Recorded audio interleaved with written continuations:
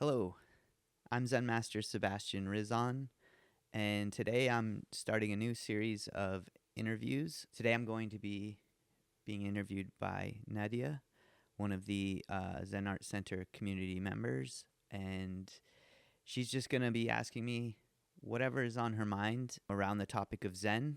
So yeah, if you have any questions for future Q&As, drop them in the comments and we'll try to include them in future interviews. All right. So, with that said, do you have any questions? So, a few questions. I think I want to start just because of the time of the year and we're close to Halloween. I think I want to start by talking about death and what that is, I guess, and like in the context of Zen, how does Zen sees death, specifically if it's an end to something, if it's a transformation, if it's like a next step. Okay, death. Jumping right off into the the heavy topics. Yeah. So death. First, let me give you some context about Zen's view on life, and that life is a cycle, and it's birth, life, and death, and there is a belief that in Buddhism that there's reincarnation. So death is not the end; it's just the beginning of another cycle. Yeah. So in that sense, it is not the end. The idea is that life is where all of our suffering comes from, and so that you want to break the cycle of life and free yourself from the cycle of life, birth, life, and death. Yeah, so I know you probably have more questions. Yes. So, assuming we are, that's probably another question, but assuming we are a body and a mind, and then death is at least the death of the body, which is going to be underground probably, or, and decompose, then what is left, if anything, and where, if anything, is left, is that going? Yeah, so typically we think of our body as a physical thing, and physical things do have life cycles. However, your mind is not a physical thing. It is not of the physical realm, and so it does not die in the sense that your body dies. If you want me to elaborate a little bit about the cycle of life, I might be able to explain it a little bit in more closely related to scientific terms in a way that might help you relate to this. So obviously science has no real stance on the mind as far as where it comes from, what it is. They do a lot of research trying to figure that out, but there is nothing really definitive on that. But as far as like the physical things, we do have quite a lot of evidence and laws that pertain to that. So one of the laws is the conservation of matter, that nothing is created or destroyed. Everything is transformed. Yeah, energy can be it can be transformed, but it can't be created or destroyed. So all of the matter that we have in the universe is all that there will ever be. And if you assume that the universe is a finite thing, which there's some debate about that as well, in that sense, you have a finite set of matter that will always be the same. And so what that amounts to is like a deck of cards, that a big deck of cards, but you are constantly reshuffling the deck, and eventually the same hands are dealt if you do that over an infinite period of time. So at some point, all of the molecules and particles that make up your body over an infinite amount of time, they'll go out into the universe, and at some point they will collect back in the same formation. You basically end up with the same hand. At that point, that is when your mind knows that that's where its home is. And that's how reincarnation works. But it's not like the same body. Well, I mean, that's a philosophical question, because if you put all of the same particles back in the same place and rebuilt your body atom by atom with the exact same atoms, is that your body? Well, I guess if the look of it is the same, but even then, throughout the years, the look of the body changes.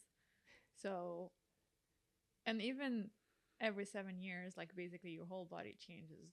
You get a new set of cells and everything. So at what points, what's that fingerprint that the mind is going to recognize in a reshuffling of particles that constituted your body at some point, and now is your body again? Yeah, I think you raised a lot of interesting questions that are worth considering. Like, your body is constantly changing over the course of your lifetime, and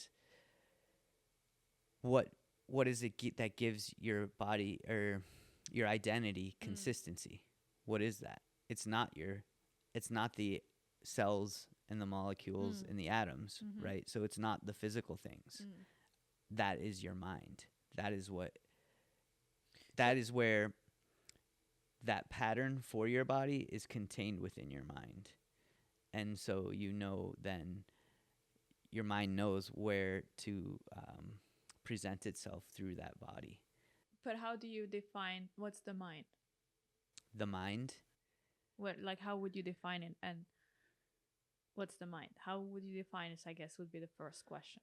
Well, the mind is the essence of your being. It's the very things that make up what you are and what is your being. Is it the same as consciousness or awareness, or would you differentiate between them? I think it could be, a lot of this comes down to semantics. I think some people would say your mind has something to do with your body, and that your consciousness has something to do with your body, and it's consciousness is only something that happens to beings that are self-aware. But I use a much broader definition of mind and consciousness. And as far as I'm concerned, they're basically the same thing. And they are not something that is just contained within our body. So the mind is something greater than that. So we all have a mind, but what is that? And that is essentially what Zen practice is. It's trying to understand the true nature of ourselves. So what is it that makes us who we are? As I was saying before, I think that is the mind. That's what I'm suggesting to you, but that's what Zen points you to. It points you to the mind and trying to understand what that is. And so what is that? Yes. Right. So that's a good question. But before, because that's a big question, just before getting into that, taking one step back on who we are or what makes us us, what makes me Nadia. Why am I not Sebastian, for example? Or why am I not a cat, or another person? And if I'm thinking about the way I look will change throughout the years. And if I cut 2 arms, I'm still the same person, although the body is different. So then you're not like, we're not our bodies. Okay. And then the next thing is like, maybe we are our memories and personality and everything that constitutes personality, basically. So memories, experiences, anything that we were born with.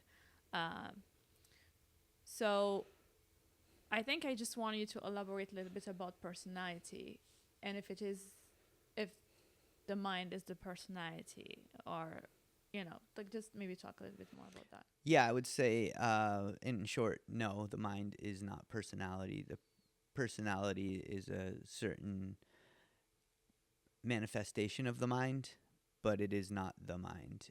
Personality is probably more a product of ego, which is the concept of self. Mm. The points you were raising are a critical thing in Zen. All of these things are changing. Things are changing within us over the course of our lifetime. So what you're asking me is, if I reinterpret your words, is what is the truth? What is truly me? What makes me me? What is the constant in me that Yeah. makes me me? And so that is a big part of what we're seeking in the Zen practice, is what is the truth. And the truth, we call it Dharma.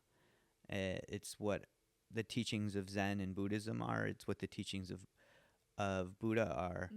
But it also means the natural truth, or the truth of nature. So what is that? As you stated, it's always changing. So who you are is always changing. It's not necessarily a constant. Like, what your body is not constant. You've already acknowledged that. So then what is the truth? What is that does not change? And that, all of these things you mentioned, like personality, I mentioned that being a factor of identity or ego. Your body, life, death. You asked where we go after death. All of those things that you mentioned are words that give us a concept of something. Those concepts are nothing more than mental constructs. Mental constructs means they're constructs of the mind. But in truth, they're constructs of the mind. They are not the mind. And the mind is the only thing that's constant. So below all of those mental constructs and conceptual ideas and conceptual thinking, that I am I and you are you, this is my body, you've already kind of highlighted that those things aren't really true. Something is always changing. So the only thing that is constant is mind. So what we do in Zen practice is we try to find out what is mind, what is the foundation of all of those things. In order to do that, you have to take out all of the thinking, all of the thoughts, all of the conceptual ideas, all of these mental constructs. Empty your mind of all of those things, and then whatever is left when your mind is completely clear and empty, that is the mind. And so if I go to tell you it with words what it is, I'm already going to be leading you astray, because I have to use words. So the thing that a Zen teacher is supposed to do is lead you and point you to the mind. And it has to be experienced through your own being in order to understand what it is. And so it's an understanding that you can't get through an intellectual understanding, or from reading a book, or from studying a scripture, or from even listening to me talk. You can listen to me talk, but it's like me giving you a map. You have to follow the map to get there. Just having the map doesn't bring you there. So I guess an important follow-up question here is, when you say you have to empty your mind, that makes me think that you're using now the word mind as like the brain, or like what's up here, and empty what's up here, or like at least quiet your brain and the activity of your brain. Like you gave, I think, at one of your Dharma talks, an example of being a body of water and having all of these waves on top of the water, and then quieting all of those waves. And at that point, this is like when you can see your mind. So when you're saying empty your mind, are you talking about quieting the activity in your brain, or is there more to it? Well, first of all, I want to say that there is a correlation between the mind and mind activity and brain activity, but they're definitely not the same thing. Mm. So I just want to distinguish that the mind is actually not in the brain. Mm. So the brain is just another one of these words, one of these concepts that we've used to define part of our anatomy. Because of the brain activity, we say, oh, the mind, I think something, and part of my brain can be measured as in some sort of activity, some sort of pattern. So we say, oh, we've made this leap that's what's causing brain activity. But I would suggest that's nothing more than a correlation, and it's not the cause of the mind.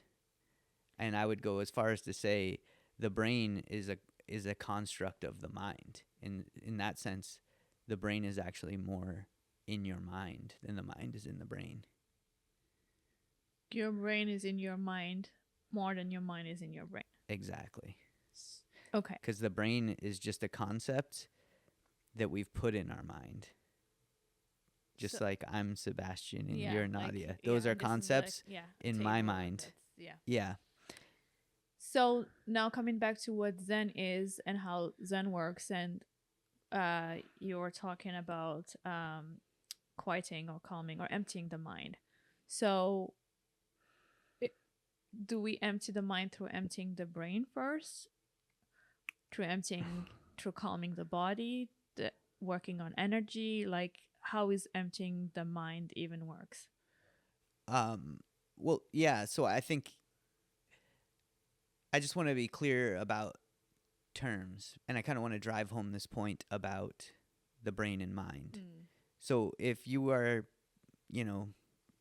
thinking about your family or thinking about your friends, where is that happening? In my brain.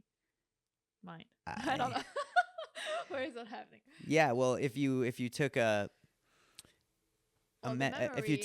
you took an image of your brain, you wouldn't be able to say where your friends and family are in there. Whatever you're thinking about, they are not in your brain. Well, the memory is stored somewhere in the brain. I think that's highly debatable, but I think there's a correlation between memories and brains, but I don't think it's there's a lot of evidence suggesting that memories are in the brain. Okay. Side note, in like Hinduism, I think they're talking about 16 types of memories, and they're not all of them at least are in the brain. So to your point, but then coming back again to this, I don't know if you're like done talking about the differentiation between the brain and the mind, but I really want to understand how quieting the mind, how emptying the mind is linked to the brain activity and the body and or energies, or how is that working?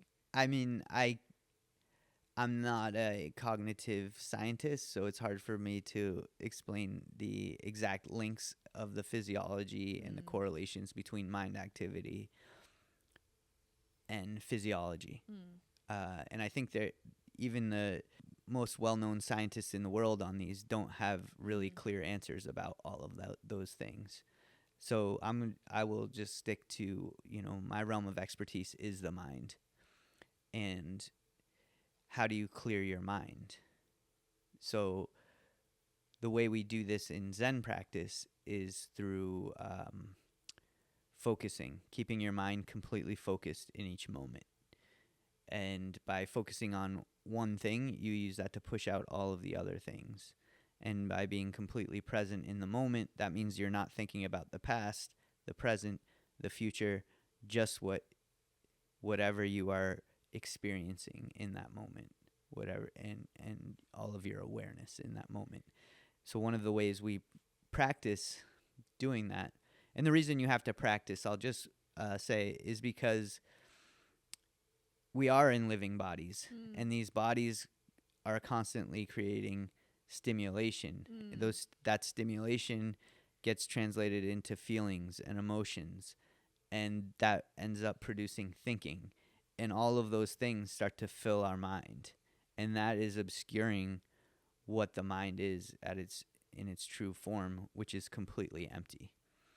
So in order to get to that empty state, we do different forms of practice to help us get us there.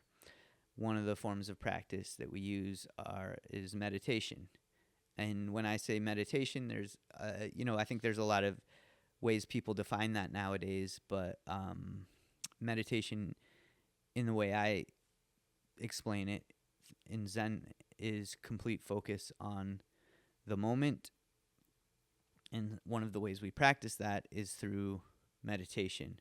And generally the type of meditation is we're choosing something to focus our mind on and using that to push out all of the other thoughts. So if you try to not think about anything, something stimulating your body, something you hear, something you smell, will make you have a thought. And so by focusing on one thing, you can use that to push out all of the other thoughts.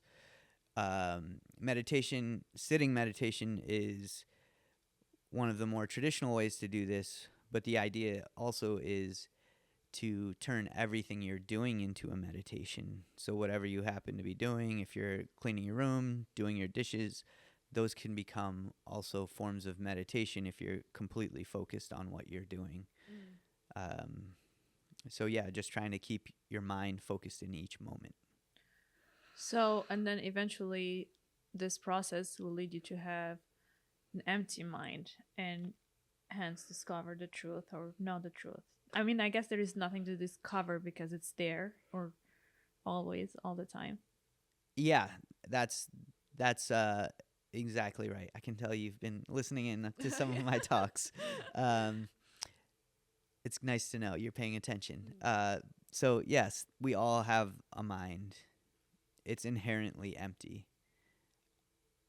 The issue is as a living person, you have things that are constantly being introduced into your mind and thinking, and then we reinforce that with the conditioning we go through in life, causing us to think, causing us to have to do things to survive, and that fills our mind with thoughts and desires that we have to fulfill, whether it's like hunger or, if you're hungry, you're going to be thinking about where you're going to get food, so that's a very base level desire.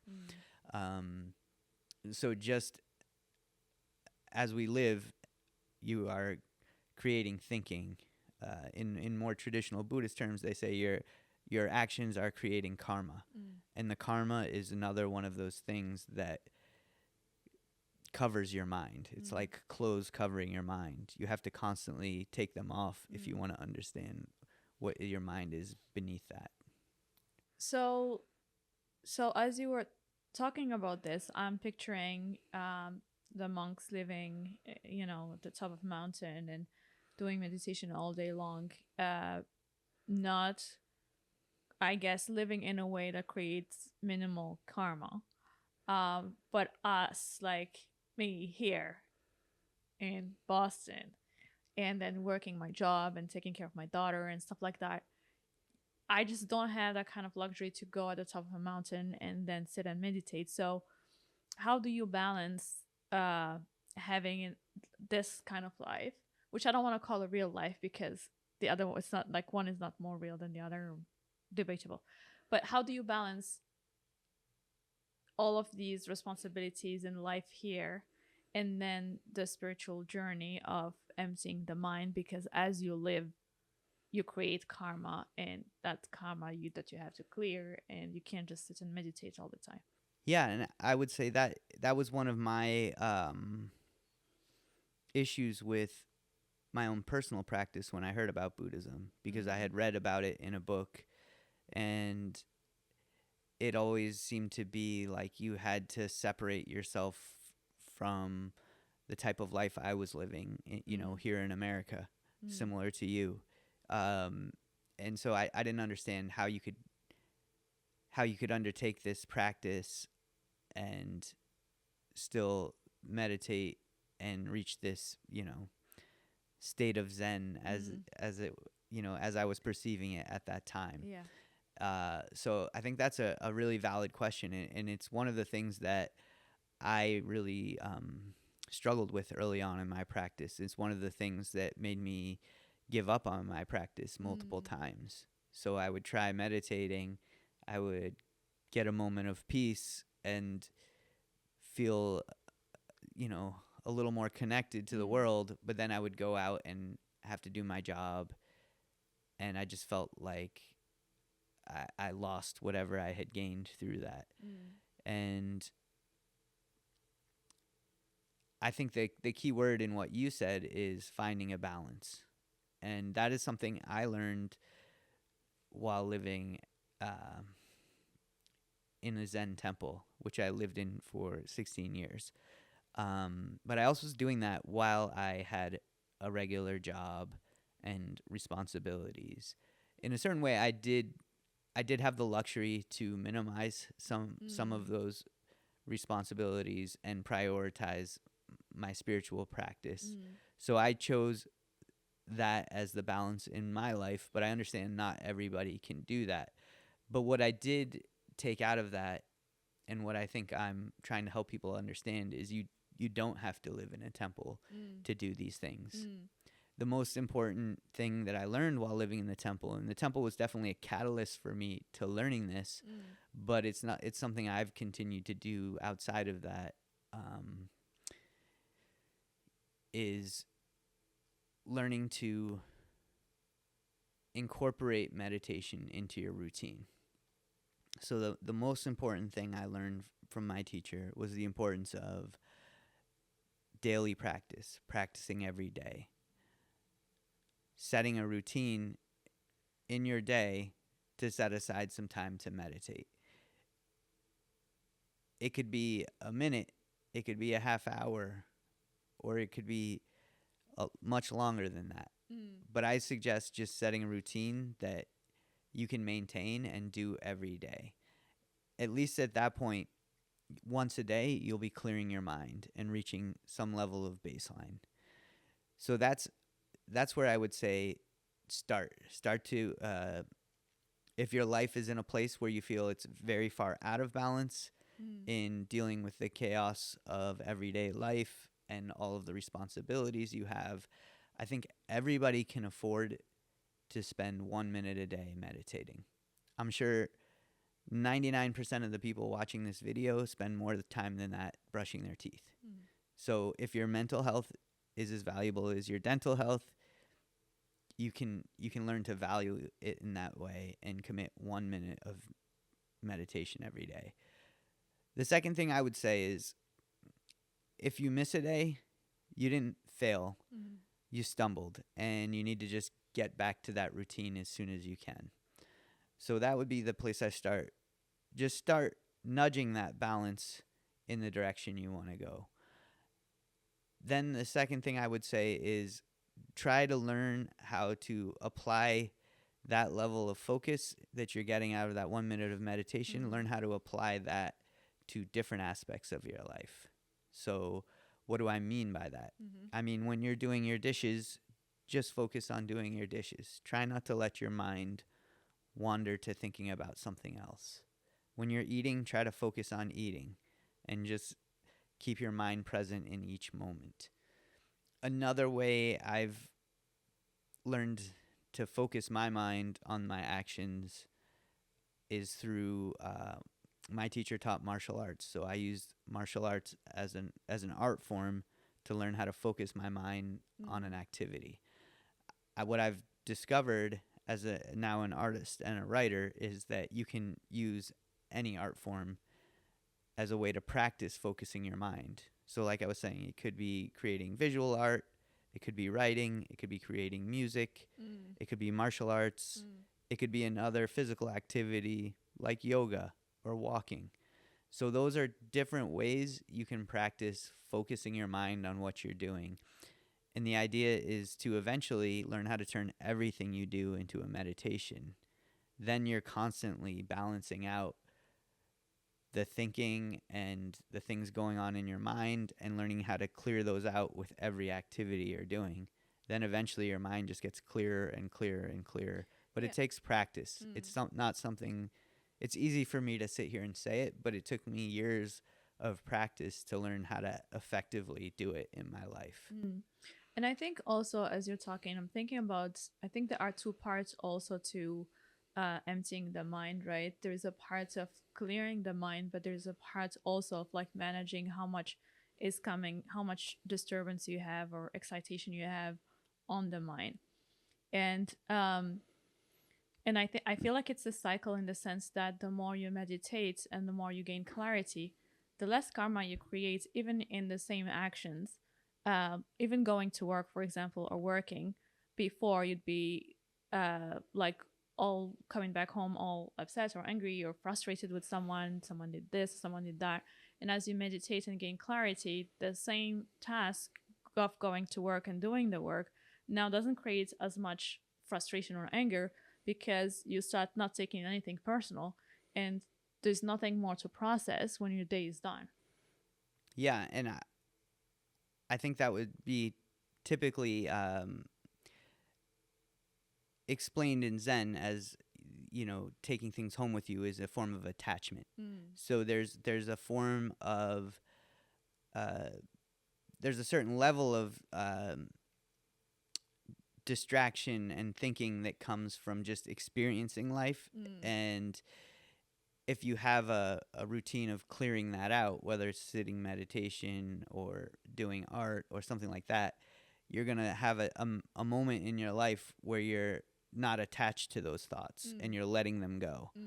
And that letting them go is just one way of detaching from that. And if you hold on to the thoughts and you keep thinking about them, they snowball in your mind and they become bigger and bigger.